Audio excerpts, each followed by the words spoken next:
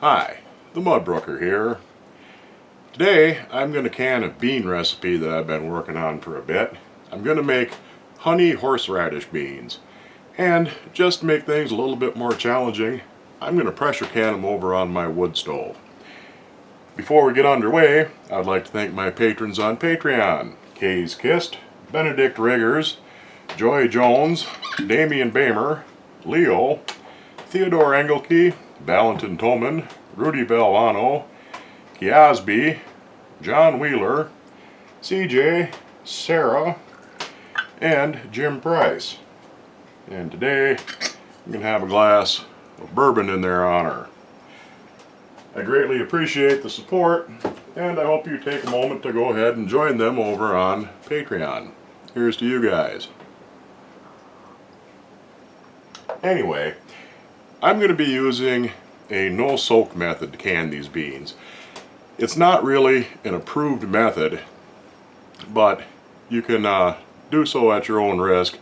It does work, but it's up to you whether or not you want to do it or not.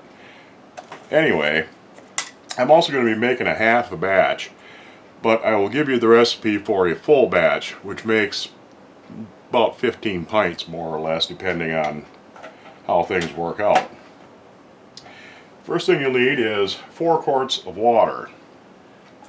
I'm only going to put part of it in the pot to start with, because I'll need some to rinse jars out and rinse out my measuring cups as I go. You'll need a cup and a half. Well, no, you'll need 3 cups. I'm already screwing this up. You'll need 3 cups of honey, which is why I can this in half pints, because a half pint is a cup.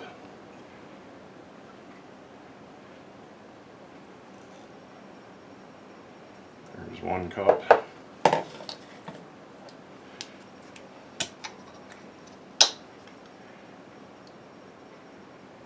And a little more. There's about half. Anyway, you'll need 3 cups for a full batch.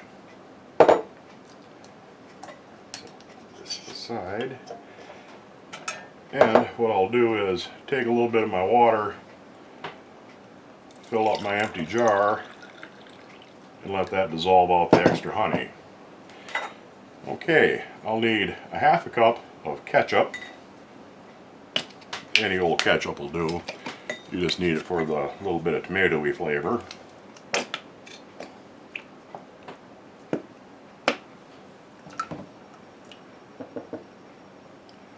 Scrape that out.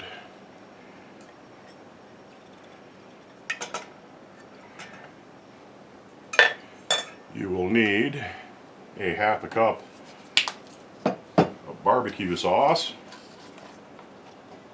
Use your favorite kind. I usually use open pit for most things. I kind of like it. It's nothing fancy, nothing expensive.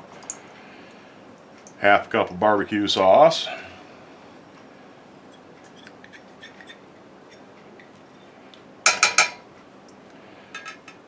A third a cup of cider vinegar.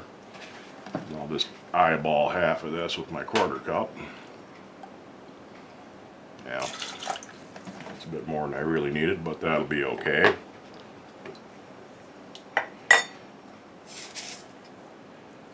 tablespoon of canning salt. About that much.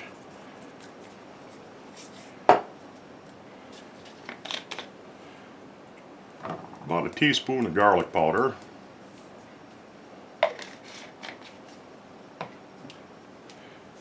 About a tablespoon of hot sauce.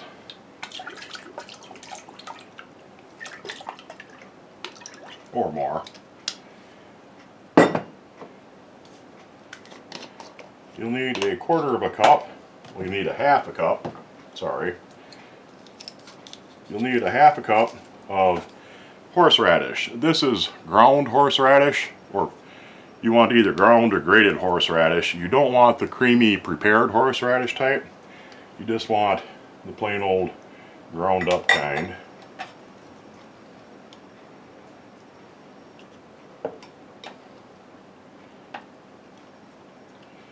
So half a cup of that.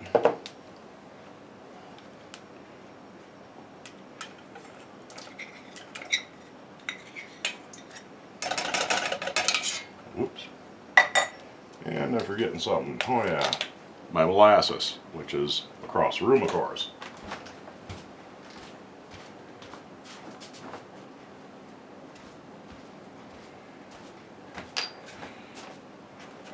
And you want a half cup of molasses.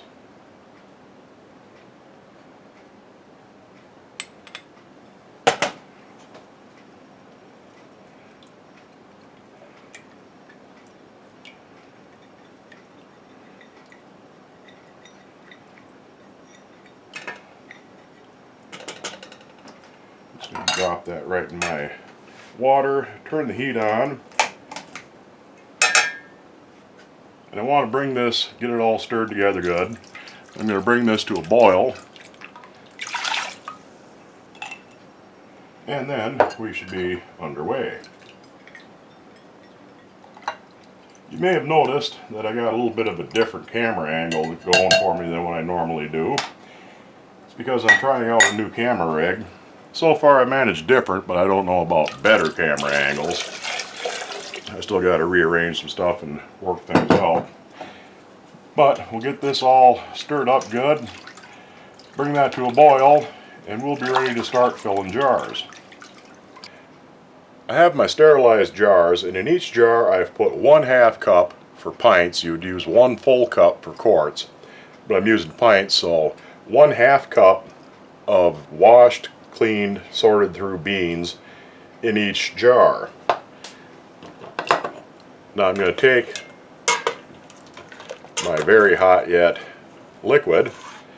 I'm going to fill the rest of the jar with the liquid, leaving 1 inch of headspace.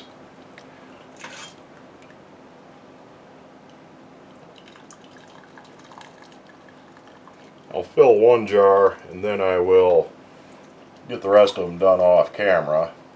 Then we'll go set up over on the wood stove. Anyhow, you fill your jar, 1 inch of headspace, wipe the rim off good. You want to debubble it, which is pretty easy with beans. You just give them a good stir, make sure there's no air bubbles trapped in there.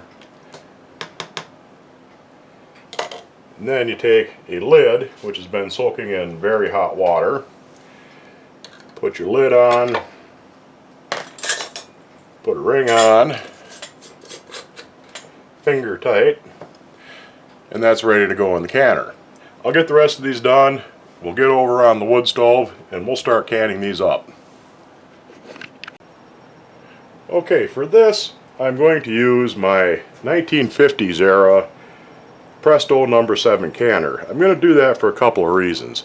First, it's a fairly heavy canner. It has a heavier bottom, and while it probably wouldn't be a problem with my 23 quart Presto, the 23 quarts are a much thinner aluminum, and if you put too much heat into them, it can warp the bottom of the canner, and then you got to get yourself a new canner. But at any rate, I don't think it'd be a problem, but I don't want to take a chance with this either. Also, I have a weighted gauge for this canner.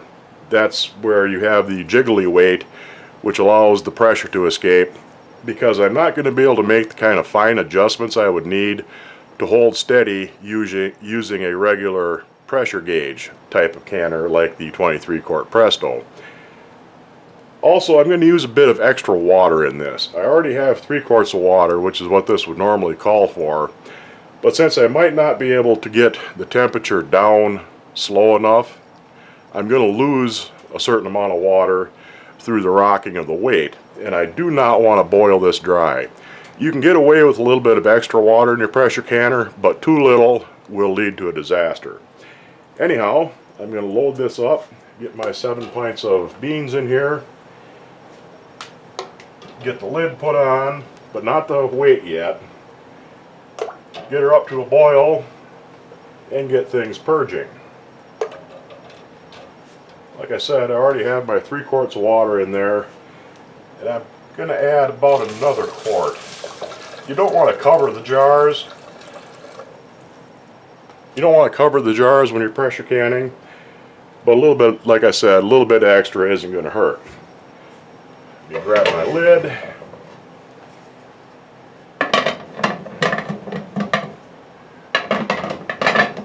right there, get that set on, The lid's on. Now all we have to do is wait for this to come to a boil. The hottest part of my stove is right about here. So that's where I'm going to put it for right now. Get this underway, and I'll be back when we're ready to start purging it. You might not be able to see it, but this is boiling, and I'm starting to get a decent steam of steam out of my vent pipe. Right now I'm going to start the timer and let that purge for 10 minutes to get all of the air out of the canner. It still gets little puffs of air, little puffs of steam, but after 10 minutes I should be getting a good solid stream of steam out of that. And I'll be back when it's time to put the weight on and start pressurizing. You probably can't see it, but there's a good stream of steam coming out of here, and there has been for the past few minutes. This has been purging for about 12 minutes, and it's ready to put the weight on and begin pressurizing it. I'm using a adjustable shaker weight. This is called a weighted gauge. The number of rings you put on here regulates the pressure in the canner. Just the bare weight is 5 pounds. One ring is 10 pounds, and that's what I want. If I put the third ring on there, it's 15 pounds. I replaced the stem so I could use this kind of a weight on here because I wanted to keep the old gauge, but I know that gauge isn't going to be accurate. It's an old gauge, but it looks cool. So now I'm going to put the weight on, and we're going to start bringing this up to pressure.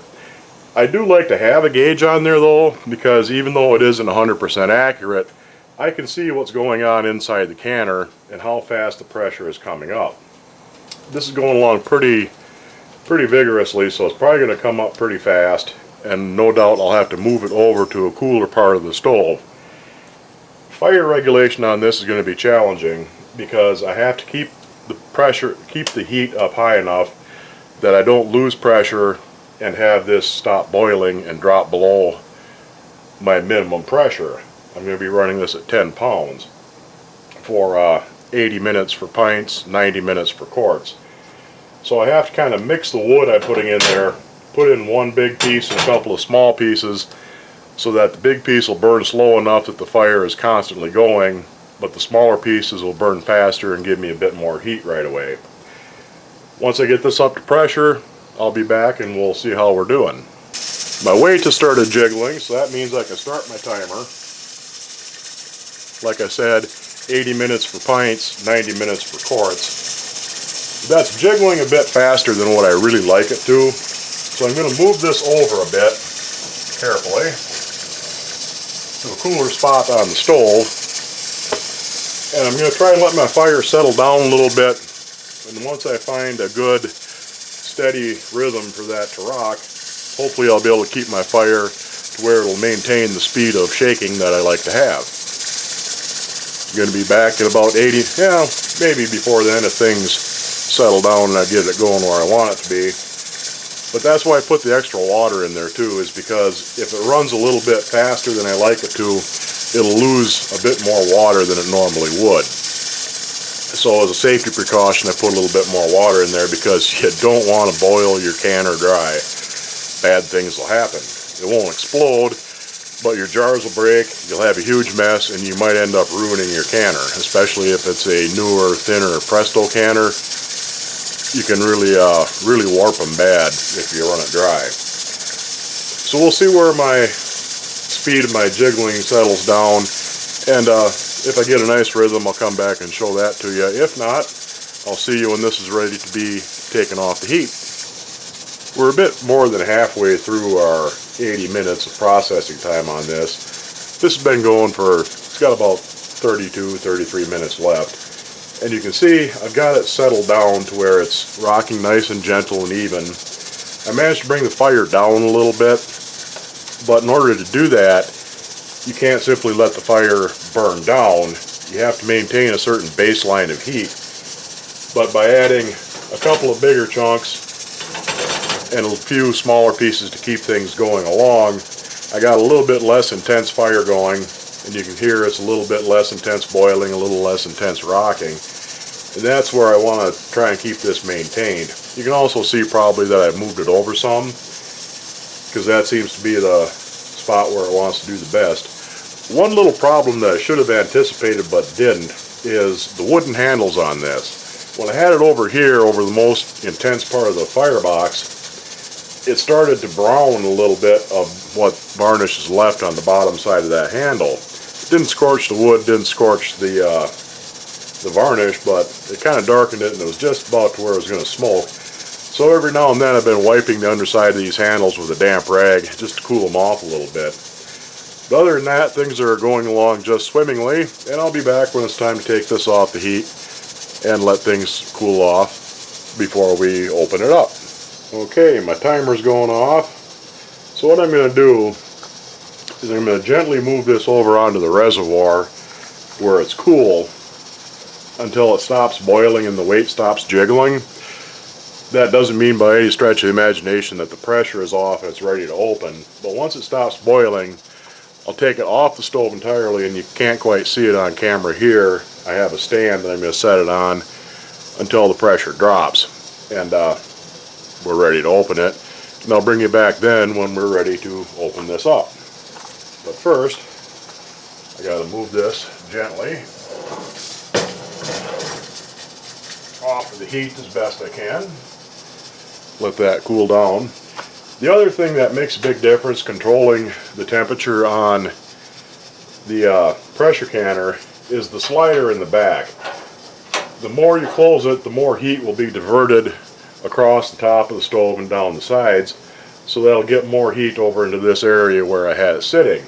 If you open the slider up, it'll allow the heat to go out the back, and you won't get as much heat over here. So if you're running a wood cook stove trying to do some pressure canning, that's something you'll have to be aware of.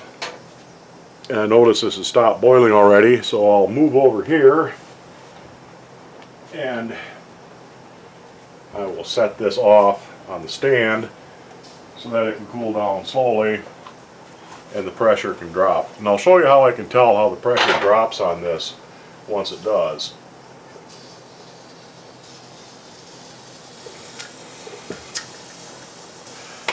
And I'll be back in a few minutes when that's good to go. The pressure is off of my canner now, and once I get the lid off, I'll show you how I can tell, because this canner, unlike a newer model, does not have a lid lock on it.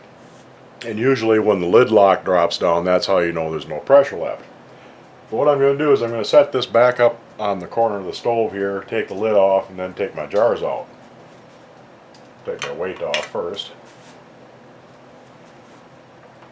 Set this up here and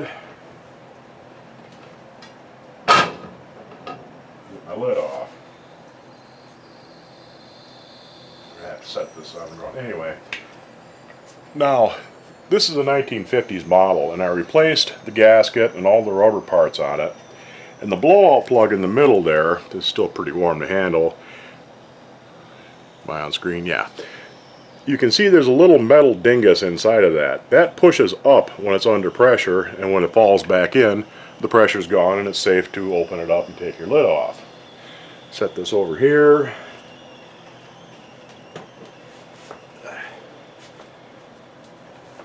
And fish out my jars.